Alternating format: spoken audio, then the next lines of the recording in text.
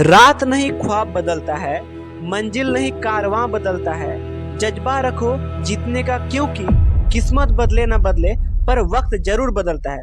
इन्हीं चंद शब्दों के साथ आज की इस विशेष वीडियो का शुभारंभ करते हैं। Very very very important viral objective प्रश्न 35 ऑब्जेक्टिव आज मैं आपको इस वीडियो में बताने वाला हूं। बस वीडियो को अंदर जरूर बने देख सकते हैं। इससे बाहर एक भी प्रश्न आपका नहीं आने वाला है। बस मैं जितना जितना आपको बता रहा हूँ उतना आपको करते रहना है।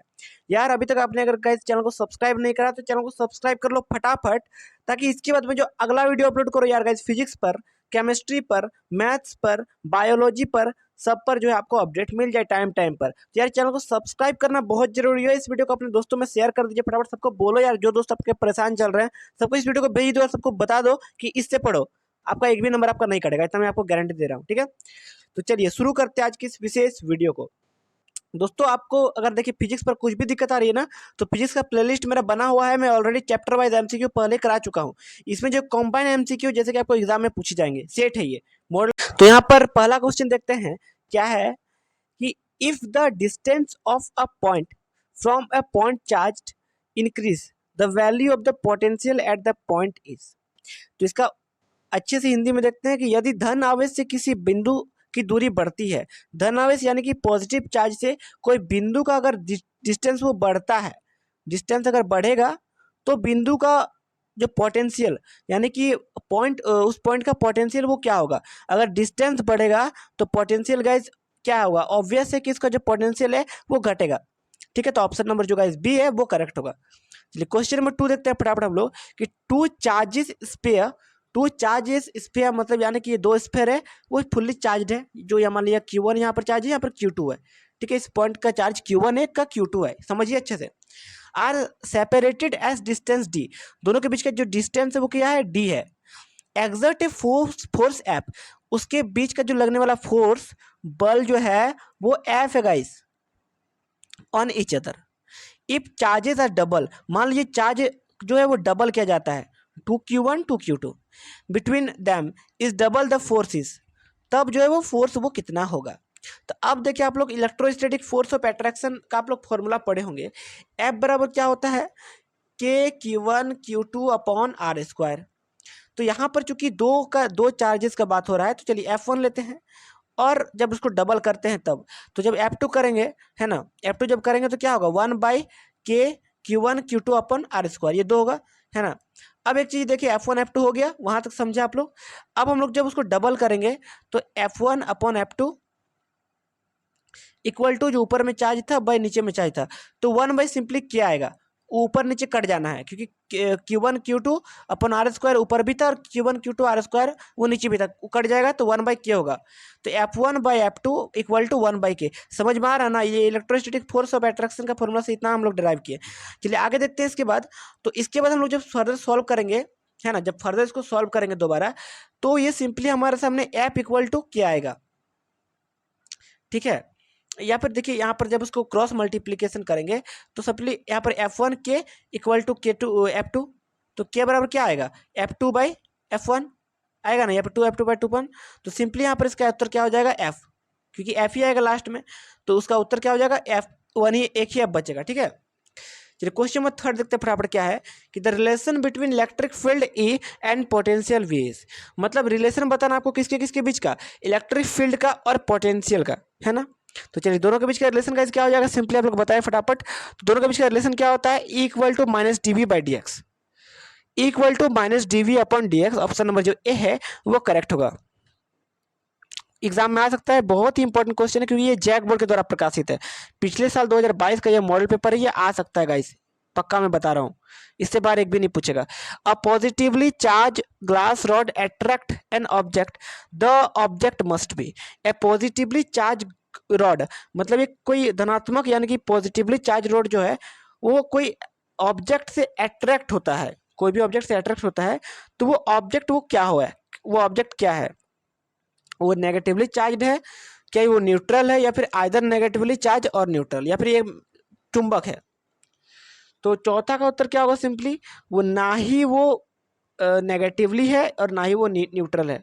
तो ऑप्शन नंबर जो सी है गाइस वो करेक्ट है, वो नॉर्मली है। ठीक है, या फिर नहीं नहीं आइदर, सॉरी, यहाँ आइदर का है, आइदर है नाइदर नहीं है, आइदर लिखा हुआ है, दैट मीन्स या फिर वो नेगेटिवली रहेगा और या फिर वो न्यूट्रल रहेगा, ये दोनों रहेगा तभी जो है वो अट्रैक्ट होगा। अगर पॉजिटिवली रहेगा तो अट्रैक्ट नहीं होगा। ठीक है, चलिए आगे देखते हैं क्वेश्चन नंबर 5 फटाफट हम लोग देखते हैं। If a dielectric be introduced between plates of a parallel plate capacitor, then the value of its capacitance. If a dielectric be introduced between plates of a plate, यदि एक समानांतर यदि एक समानांतर प्लेट संधारित की प्लेटों की बीच की जो परावैद्युत डाला जाए तो उसकी धारिता का मान क्या होगा। तो उसका धारिता का मान क्या होगा, क्वेश्चन नंबर 5 देखते हैं फटाफट। वो जो है इंक्रीज करेगा, ऑप्शन नंबर जो गाइस बी है ना वो करेक्ट है। तो क्वेश्चन नंबर गाइस 6 क्या बोल रहा है कि Ohm's law is valid when the temperature of conductor, यानी कि जब ओम्स लॉ कब वैलिड होता है टेम्परेचर एक और कंडक्टर के लिए, यानी कि जब टेम्परेचर ऑफ कंडक्टर जब लो रहेगा तब वैलिड होगा ओम्स लॉ, या जब हाई रहेगा तब वैलिड करेगा, या जब वेरिंग रहेगा तब ओम्स लॉ वैलिड होगा, या फिर कांस्टेंट रहेगा तब वैलिड करेगा। तो क्वेश्चन नंबर 6 का उत्तर फटाफट आपको बताना है, आंसर क्या हो जाएगा। जब टेम्परेचर ऑफ एक कंडक्टर जो है वो कांस्टेंट रहेगा तब जो ओम्स लॉ वो वैलिड होगा। ठीक है, चलिए क्वेश्चन नंबर 7 देखते हैं फटाफट। The example of non ohmic resistances, मतलब एक नॉन ओमिक रेजिस्टेंस का आपको एक एग्जांपल देना है नॉर्मली। तो 7 का उत्तर क्या हो जाएगा, वो नॉन ओमिक रेजिस्टेंस का एग्जांपल क्या है, वो डायोड है। ऑप्शन नंबर जो डी है वो करेक्ट है। चलिए क्वेश्चन नंबर 8 देखते हैं फटाफट कि Kirchhoff's first and second law of electrical circuits are consequence of, मतलब जो किरचॉफ्स का पहला और दूसरा लॉ है, फर्स्ट एंड सेकंड लॉ, वो किसके बराबर है, मतलब वो किस लॉ पे बेस्ड है, और दूसरा कि कौन से कंजर्वेशन पे बेस्ड है। क्या वो कंजर्वेशन ऑफ एनर्जी पे बेस्ड है, क्या वो conservation of electrical charge and energy respectively पे बेस्ड है, या फिर कंजर्वेशन ऑफ इलेक्ट्रिकल चार्ज पे बेस्ड है, ये आपको बताना नॉर्मली। तो क्वेश्चन नंबर 8 का उत्तर क्या हो जाएगा, simply conservation of electrical charge and energy respectively. Question number guys B जो है वो करेक्ट होगा क्वेश्चन नंबर 8 का। चलिए अब हम लोग फटाफट देखते हैं क्वेश्चन नंबर 9 है ना। The number of electrons for 1 Coulomb's of charge, 9 का तो बहुत आसान है ना, 6.25 में 10 to the power 18। चलिए क्वेश्चन नंबर 10 देखते हैं। ए charge Q is enclosed bye A Gaussian surface, Gaussian surface है ना, गॉसियन सरफेस में कौन सा चार्ज Q है, इनक्लोज्ड है। ठीक है, spherical surface of radius R, spherical है ना, स्फेरिकल है ना। चलिए स्फेरिकल सरफेस है मान ले, है ना, स्फेरिकल सरफेस है, इसका चार्ज कितना है Q है, रेडियस कितना है गाइस R है। If the radius is double, मान लीजिए इस रेडियस को वो डबल किया जाता है, then the outward electric flux, अब बाहरी सतह का जो है वो इलेक्ट्रिक फ्लक्स वो कितना होगा। तो गाइस एक तरह से जान लीजिए गॉस लॉ का एक प्रॉपर्टी है, गॉस लॉ का 4 जो है प्रिंसिपल्स है, उसमें से ये एक प्रिंसिपल है।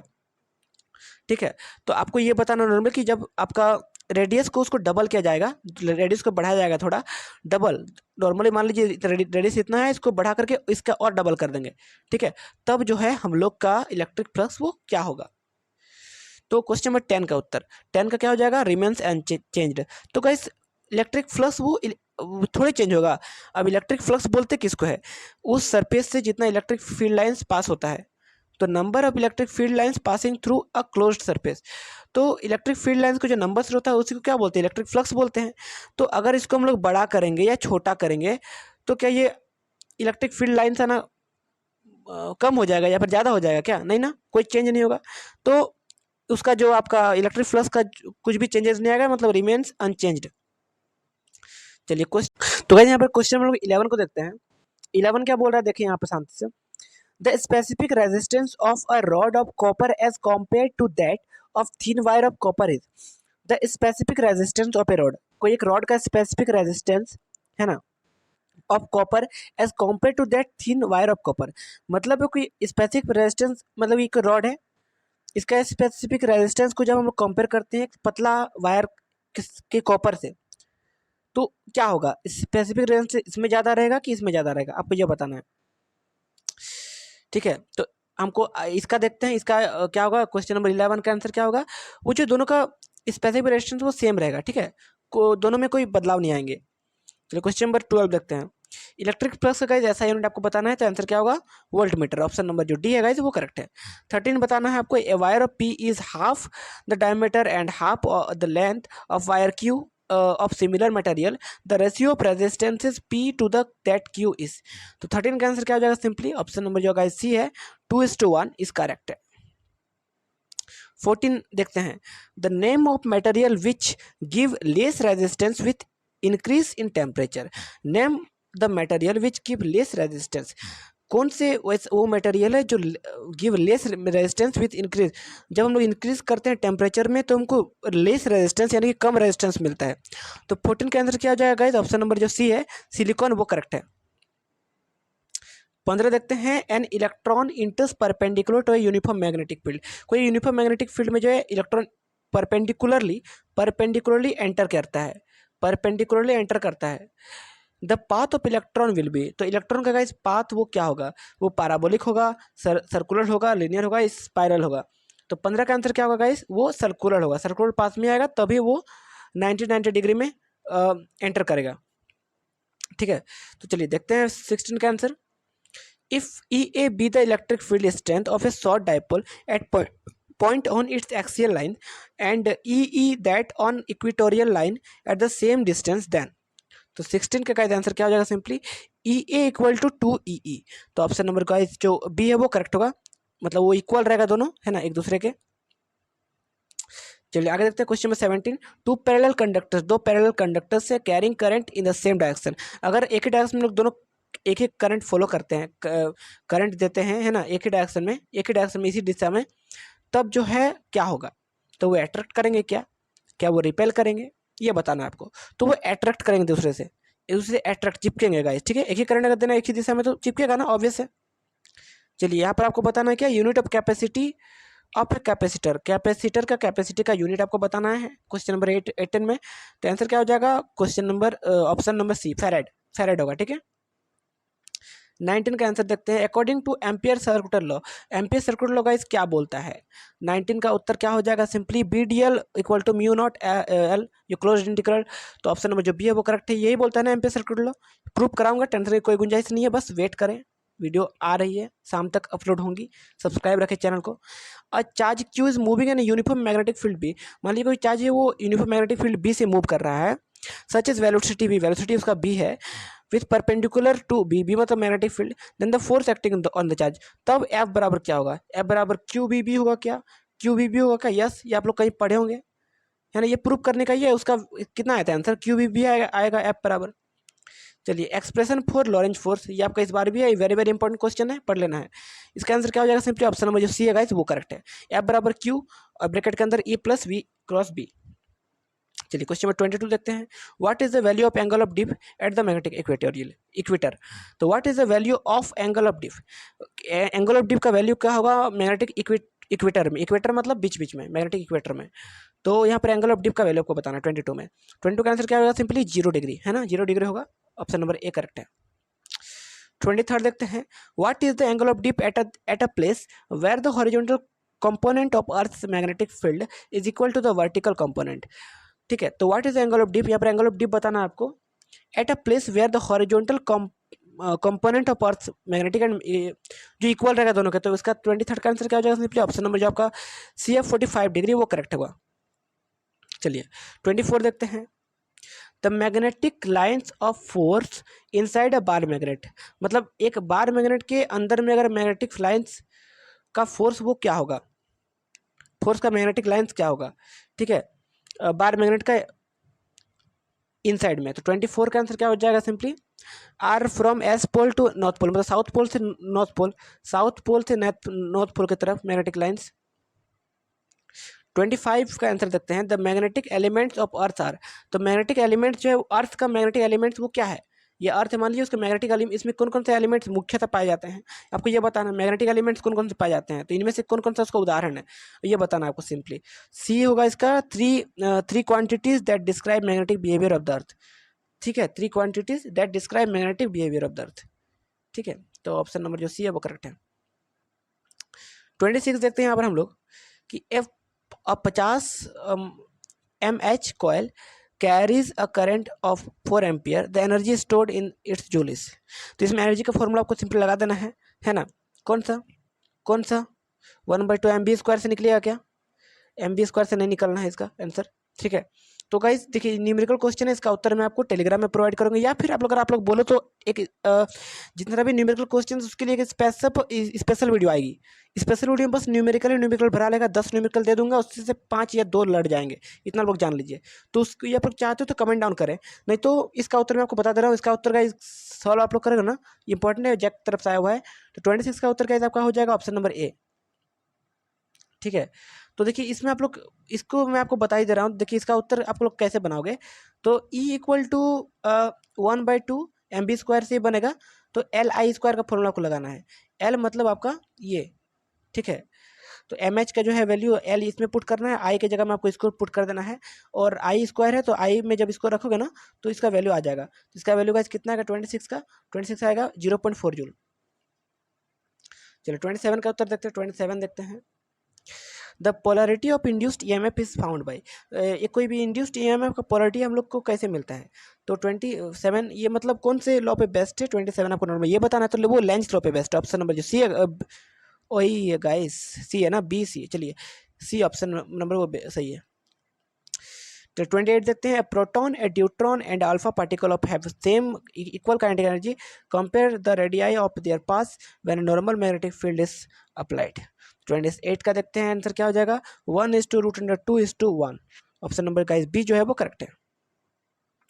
चलिए, a current of 10 ampere is passing through a long wire which has semiconductor loop of the radius 20 cm solid figure magnetic field produced by center। यहाँ मैग्नेटिक फील्ड आपको सिंपली बताना है ना। मैग्नेटिक फील्ड 10 एम्पियर करंट दिया हुआ है आपका, और रेडियस कितना है 20 सेंटीमीटर, है ना। तो लगाइए फॉर्मूला, क्या निकालना है, मैग्नेटिक फील्ड निकालना है ना बी का, है ना। तो बी का क्या था उसको लगाना है। तो गाइज ये आपका न्यूमेरिकल सवाल है, जिसका मैं आपको उत्तर जो है वो आपको भेज दूंगा। किस पे भेजूंगा, टेलीग्राम में, या फिर आप लोग बोलो तो स्पेशल वीडियोस के लिए जरूर लाऊंगा। तो इसका उत्तर मैं आपको बता दे रहा हूँ। 29 आप लोग जब सॉल्व करोगे मैग्नेटिक फील्ड का फॉर्मूला से, तो इसका उत्तर गाइज क्या हो जाएगा, सिंपली 29 का उत्तर क्या होगा, ऑप्शन नंबर जो गाइज बी है, 5 पाई म्यू टेस्ला, ये करेक्ट है। चलिए आगे देखते हैं क्वेश्चन नंबर 30।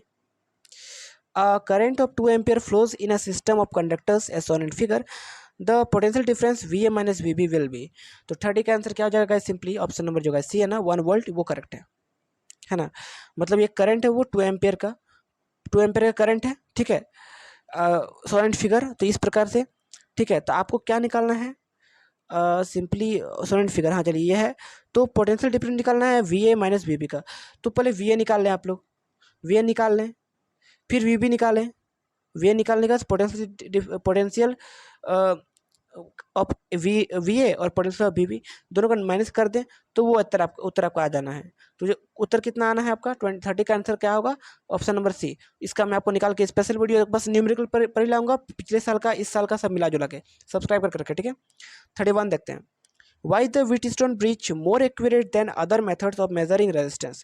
31 का आंसर क्या हो जाएगा, simply Why is the Wheatstone bridge, क्यों Wheatstone bridge जो है वो एक्यूरेट है अलग मेथड से, इस अलग मेथड की तुलना से अगर किया जाए तो, क्योंकि वो जो एक नल मेथड है। ऑप्शन नंबर ए जो है वो करेक्ट होगा। 32 देखते हैं। 3 equal capacitors each with capacitance are connected as shown in figure, then what is the equivalent capacitance between A and B. Equivalent capacitance guys क्या होगा, ए और बी के बीच में। 32 का आपका उत्तर क्या हो जाएगा, सिंपली ऑप्शन नंबर जो गाइस बी है 3C, वो करेक्ट होगा। इक्वल कैपेसिटेंस वही होगा, ठीक है। ये 33 देखिए, ये ज़्यादा इंपॉर्टेंट नहीं है, ठीक है, तो इसको नहीं पढ़ना है। 34 जो इंपॉर्टेंट है उसको पढ़ लेना है। What is the angle between electric field equipotential surface. Equipotential surface क्या होता है, इक्विपोटेंशियल से मान लीजिए कोई क्लोज्ड पाथ है, इसमें से यहाँ पे हर पॉइंट पे सेम पोटेंशियल रहे, उसी को क्या बोलते हैं, इक्विपोटेंशियल सरफेस। तो यहाँ पर एंगल बताना है किसके बीच, इलेक्ट्रिक फील्ड का, इक्विपोटेंशियल सरफेस का। 34 का आंसर क्या हो जाएगा, ऑप्शन नंबर ए, 90 डिग्री ऑलवेज, हमेशा 90 डिग्री रहता है, ठीक है। 35 देखते हैं। When magnet is moved with its N pole towards a closed coil. मान लीजिए कोई मैग्नेट वो मूव करता है उत्तर की दिशा में, है ना, towards a coil, closed coil, the nearest end of the coil acts as, सामने वाला एंड कौन होगा कॉइल का, ठीक है। तो 35 का आंसर क्या हो जाएगा, north pole. Option number guys A है वो करेक्ट है। इस प्रकार 35 ऑब्जेक्टिव मैंने आपको सॉल्व करा दिए हैं, बना लेना है फटाफट, यही एग्जाम में आ सकता है, हो सकता है। इसके बाद अगला वीडियो जरूर लाऊंगा सेट 2 पर इसका, है ना यार। बने रहें, चैनल को सब्सक्राइब रखें। बाय एंड टेक केयर, इतना मैं बता दे रहा हूँ, एक भी क्वेश्चन आपको नहीं छूटना है। Bye and take care guys.